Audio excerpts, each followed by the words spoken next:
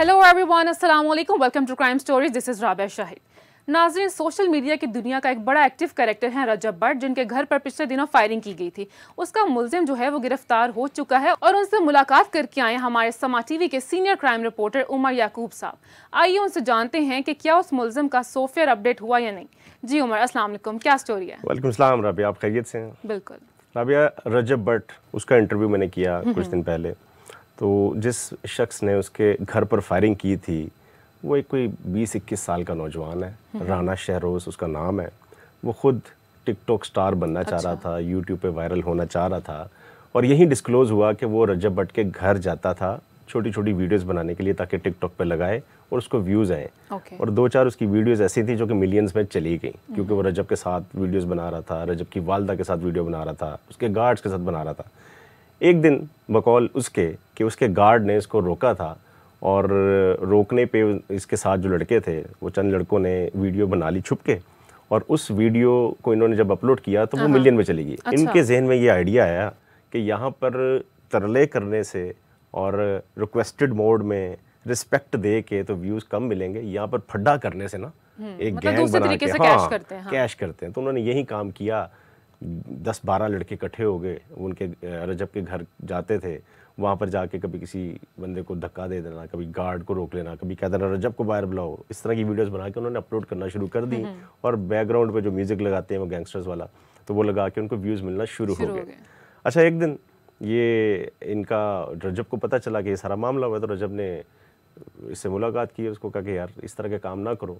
तो इनकी आपस में सुलह हो गई। वो सुलह क्या होगी, वो मामला रफा दफा हो गया। मीनवाइल दोबारा से उस बेचारे के व्यूज़ कम हो गए, दोबारा आने ख़त्म हो गए। तो उसने कहा कि नहीं भाई व्यूज़ चाहिए, गेम ऑन नहीं है। गेम ऑन करने के लिए उसने दोबारा से उसके गार्ड के साथ ज़रा बदतमीजी की और गार्ड को कहा कि बुलाओ रजब को बाहर। तो उसने कहा यार बाहर रास्ता डालो, निकलो यहाँ से। उसने कहा अच्छा मैं तुम्हें बताता हूँ। तो इतनी इसने एक वीडियो वहाँ पर लगाई तो लोगों ने उस लड़के के अकाउंट के नीचे लिखना शुरू कर दिया कि इसका सॉफ्टवेयर अपडेट हो गया है। अच्छा। उसने फिर उस पर वीडियो बनाई कि किस में इतनी जरूरत है, कौन है माइकल लाल जो मेरा सॉफ्टवेयर अपडेट कर दे। लेकिन खैर ये तो खैर उनकी आपस में लफ्जी गोलाबारी चल रही थी ना। उसने एक गलती की। वो गलती ये की कोई 11-12 लड़के लेके उसके घर के बाहर पहुंचा रजब के। उसने कहा मैं 3 बजे उसके घर के बाहर पहुंचूंगा, और 3 बजे उसके घर के बाहर जाकर उसने दोबारा एक वीडियो बनाई कि नाजरीन ये देखें मैं इसके घर के बाहर भी पहुंच गया हूँ, किस में जरूरत है कि मेरा सॉफ्टवेयर अपडेट करे। और ये वीडियोस उसने अपने टिकटॉक अकाउंट पे लगाई। अच्छा भाई, ये सारी मामला तो चल रहे थे, तो इस दौरान दोबारा उसके गार्ड के साथ, रजब के गार्ड के साथ इसकी कोई धक्कम पेल हुई। अच्छा। और धक्कम पेल के बाद उसने कहा कि ठहर मैं तुझे सबक, आज तो तुझे क्लियर कट एक सबक सिखाता हूँ। वो वहाँ से गया है, वापस आए 11 लड़के। वो 11 लड़कों ने आके, ये साहब जिसका नाम राना शहरोज़ है, इसने वेपन निकाला है और घर पर फायरिंग की। अच्छा। वो घर पर फायरिंग करने का मकसद सिर्फ डराना धमकाना था। तो वो हवाई फायरिंग, सम सॉर्ट ऑफ हवाई फायरिंग थी, लेकिन उसका एक आधा जो शेल है वो उसकी दीवार पे लग गया। अच्छा। तो पुलिस ने 440 अंडर सेक्शन 440 उसके तहत मुकदमा दर्ज कर लिया। और विद इन 24 आवर्स ये साहब, जिनकी लंबी लंबी जुल्फ़ें थी, बड़े वो अदाओं के साथ संजय दत्त बन के वास्तव के गैंगस्टर बन के जी मैं 50 तोला चेन भी पहनता हूँ, मैं कुछ भी कर सकता हूँ, तो वो साहब का पुलिस ने जहाँ पर ठिकाना था वहाँ ढूंढ निकाला। अच्छा। और ले गए साथ। ले जा के उन्होंने अभी तफ्तीश शुरू ही की है। तो ये साहब बस आगे घुटनों पे कि भाई मेरे से गलती हो गई, क्योंकि 20-21 साल का लड़का है। और इसका बैकग्राउंड में अगर आपको बताऊं तो इंतहाई अफसोसनाक आपको बात फील होगी कि ये जिस जगह का रहने वाला है, रायबंड का इलाका है, और जिस दुकान पे काम करता है वो कपड़ों के कट पीस बेचते हैं। 600 रुपया दिहाड़ी पे काम करने वाला लड़का है, और घर वाले इंतहाई गरीब है, वालिद इसके कोई 32,000 रुपये पे मुलाजिम है। तो इसने सिर्फ ये शौकियों के लिए, और जो इसने लाइफस्टाइल देखा रजब का कि वो 1.5 साल के अंदर उसके इतने फॉलोअर्स हो गए, वो इतना पैसा कमाना शुरू हो गया, मतलब फाइनेंशियली स्टेबल होने का उसने बहुत ही आसान शॉर्टकट ढूंढा ना। अब सोशल मीडिया पे लगता है कि लोग, जो हम पहले सुनते थे कि भाई फला शहर चले जाओ तो दरख्तों पे पैसे लगे होते हैं, तो अब ये सोशल मीडिया वाले भी यही ख्वाब देखते हैं, तो उसने भी यही ख्वाब देखा।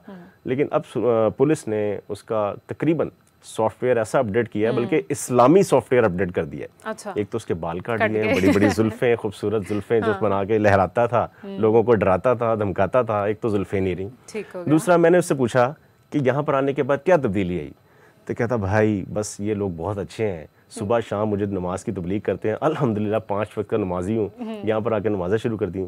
और ये साहब जो इंस्पेक्टर साहब हैं, ये DSP साहब हैं, ये मतलब तबलीग इस तरह से करते हैं कि नमाज़ पढ़ोगे तो कुछ नहीं कहेंगे। तो इस वक्त वो बाकायदा 5 वक्त की नमाज़ पढ़ रहा है। तो मैंने उससे यही पूछा कि मैंने कहा इसका मतलब है कि जो लोग ऐसा काम करेंगे और उनको यहाँ का एक चक्कर तो लगाना चाहिए। कहता नहीं भाई, यहाँ पर तोबा, मेरे माँ बाप की तोबा दोबारा यहाँ पर। अच्छा उमर, आपकी बातों से मुझे लग रहा है कि उस लड़के का मकसद नुकसान पहुंचाना नहीं था, मे बी सिर्फ फेम के लिए उन्होंने ऐसा किया हो। सो डोंट यू थिंक कि अगर उसने फेम के लिए किया था, ठीक है गलत तो था, लेकिन रजब भट्ट का क्या उसके हवाले से कहना है कि उसने उसको माफ़ कर दिया या वो चाहते हैं कि प्रॉपर कार्रवाई हो? जो खौफ व हिरास वहाँ पर फैल गया था, रजब की वालदा बड़ी डर गई थी। रजब की वालदा ने उसको कहा कि बेटा इसको माफ़ नहीं करना, इसको ढूंढो, इसको पकड़ो।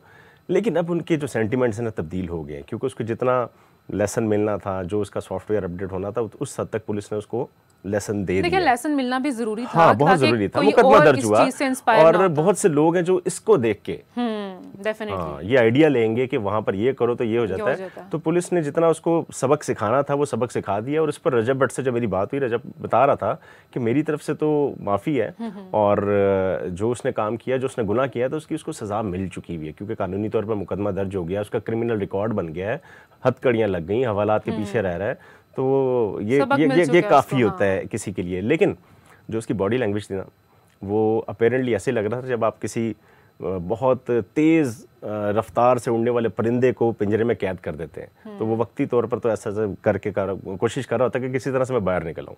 तो लगता तो यही है कि वो वक्ती तौर पर माफ़ी मांग के बाहर निकलेगा, लेकिन वो बाज नहीं आएगा। अच्छा उमर, ये तो आपने स्टोरी बता दी हमें उस लड़के की जिसने हवाई फायरिंग की, लेकिन आपने बताया था कि एक प्रॉपर गैंग भी था, तो उस गैंग का क्या बना? क्या उन्होंने फॉलो नहीं किया उसको? ये सब ना अच्छे वक्त के साथी होते हैं, ये बुरे वक्त में कभी पीछे नहीं आते। सारे यंग लड़के हैं, जब उनको पता चला कि पुलिस आ गई है, इसने फायरिंग कर दी है, फायरिंग करने के बाद ये भाग गया है, भागने के बाद ये छुप गया है, तो पुलिस ने इसको ढूंढ निकाला है। तो अभी तक वो 11 लड़के जो 10-11 इसके साथ आए थे मोटरसाइकिलों पे, दोस्त ना रहे मतलब।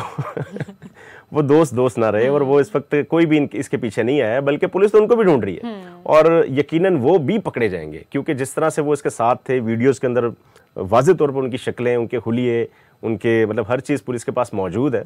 तो अभी तो उनको लग रहा है कि वो लोग जो इसके साथ वहाँ पर खड़े होकर बड़के मार रहे थे, तड़ियाँ लगा रहे थे और बड़े बड़े डायलॉग सुना रहे थे, तो वो बच गए। लेकिन ऐसा नहीं है, ये लेसन सबको दिया जाता है। और यही होता है जब आप शॉर्टकट से पैसा और फेम की तरफ जाते हैं, तो सोशल मीडिया की दुनिया एक दिखावा है, बनावटी दुनिया है, जिसके अंदर हकीकत कुछ नहीं है। वो रजब जो एक बहुत बड़ा स्टार था, वो खुद बड़ा डरा हुआ था। वो कह रहा था कि भाई आज फायरिंग हो गई है, कल किसी को गोली लग भी सकती थी।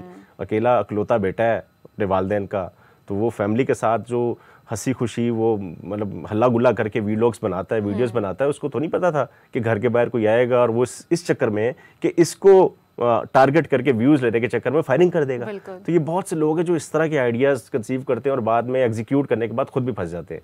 तो ये एक बड़ा लेसन है इसके अंदर कि आपने शॉर्टकट का रास्ता अपनाया ज़रूर है, लेकिन आपकी ज़िंदगी बदल गई है। इस वक्त वो जिस तरह से हवालात के अंदर उसको बंद किया हुआ था, हथकड़ियाँ लगी हुई थी और वो जो उसकी बॉडी लैंग्वेज थी वो बड़ी हॉरेबल थी। मतलब दुरुस्त हो गया होगा उसका दिमाग। किबला बज़ाहिर तो अब इसका किबला दुरुस्त हो गया है, लेकिन चूँकि गर्म खून है, यंग ब्लड है, बाहर आके लग रहा है कि वो कोशिश कर रहा है कि किस तरह से बाहर आ जाऊं और इसी चीज़ को कैश करके यूट्यूब पे या सोशल मीडिया पे व्यूज़ लूं कि मैं बाहर आ गया हूं और अब मैं उससे दोबारा दोस्ती करके या उसके करीब जाइए, मिलेगा ज़रूर उससे जाके। Definitely. Well, thank you so much Umar for joining us and narrating us the whole story. जैसे कि आपने एंडिंग नोट भी खुद ही दे दिया है कि सोशल मीडिया पर फेम हासिल करना एक कभी कभार आपके लिए वबाल जान भी बन जाता है। फेम को इतना सर पर सवार नहीं करना चाहिए कि आप फेम हासिल करने के लिए किसी भी हद तक जा सकें। तो चलिए, मुझे दीजिए इजाज़त, आपसे मुलाकात होगी इंशाल्लाह नेक्स्ट स्टोरी में। तब तक के लिए बाय बाय।